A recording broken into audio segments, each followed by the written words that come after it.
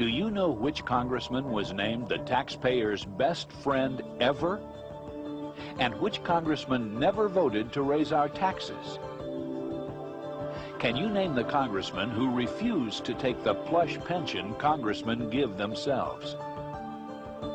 And who introduced one of the first bills in Congress to limit congressional terms? He's Dr. Ron Paul of Texas, and this is his story.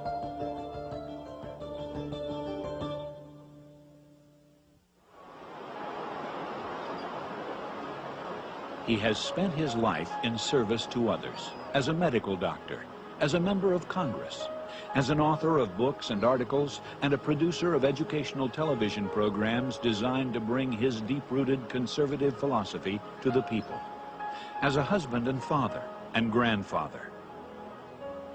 This courageous and quiet congressman has made a worldwide name for himself as a defender of liberty in this country, a persistent fighter for the reduction of the power of bureaucrats everywhere, and one politician who cannot be bought by special interests, Maxwell Newton.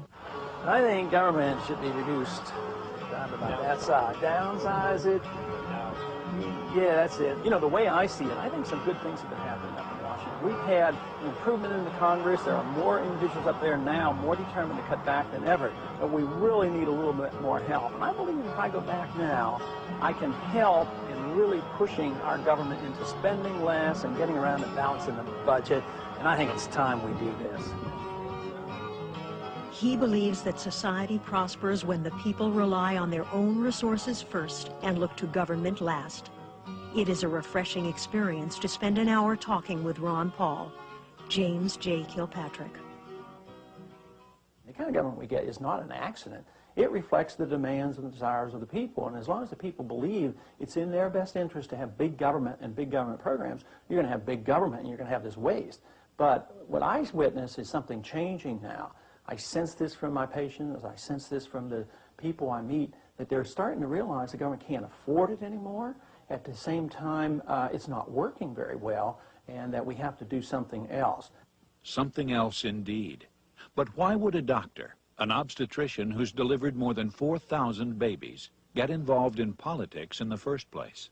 When your job is to bring new life into the world, all of a sudden it makes you really aware of what kind of a world these children are coming into, you know, what they have to face. Ron Paul has a record of philosophical consistency unmatched in recent congressional history. He seeks to limit government at practically every turn. His refusal to compromise is legendary. The Wall Street Journal.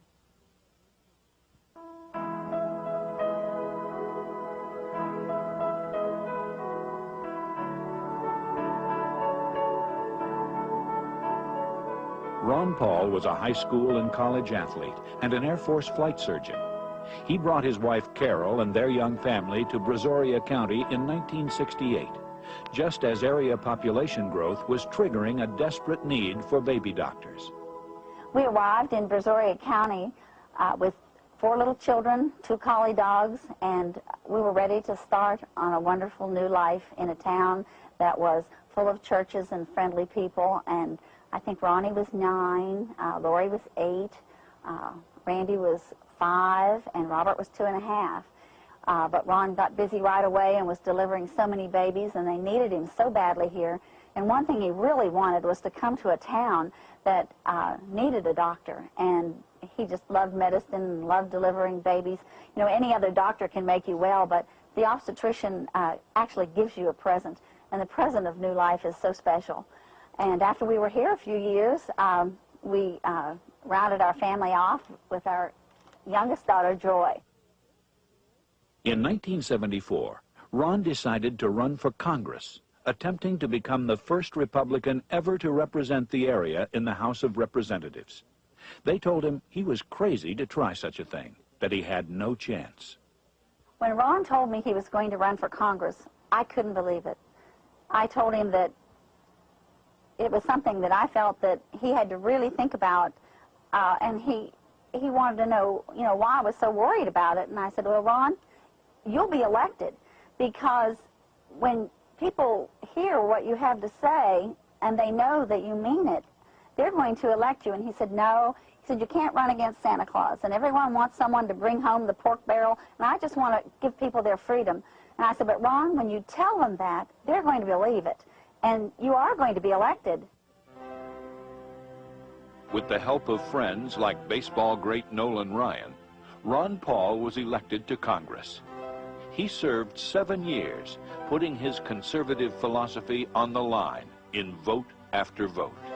He was an early supporter of Ronald Reagan and led the Texas delegation for Reagan at the 1976 Republican Convention. Personable and well-liked, he was a Republican star in the annual congressional baseball game. He never once voted to raise taxes, and at the end, they called him the taxpayer's best friend.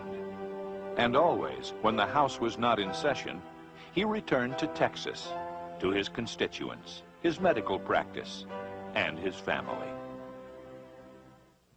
I think in the 70s and early 80s, when the liberal Democrats were running Congress, Ron Paul was seen to be out of step. What he really was ahead of his time. I strongly support Ron Paul. We very badly need to have more representatives in the House who understand in a principled way the importance of property rights and religious freedom. Milton Friedman.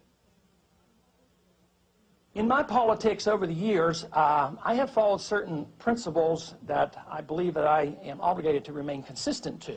Fortunately, those principles that I have developed are consistent, I believe, very sincerely, with the Constitution.